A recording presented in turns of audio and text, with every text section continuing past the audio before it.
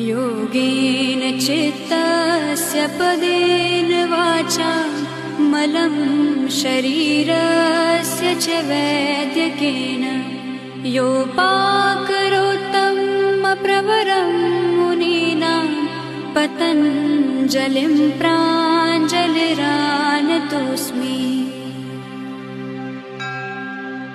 योगेन चित्तस्य पदेन वाचा मलं शरीरस्य च वैद्यकेन योपाकरोत्तं प्रवरं मुनीनां पतञ्जलिं प्राञ्जलिरानतोऽस्मि।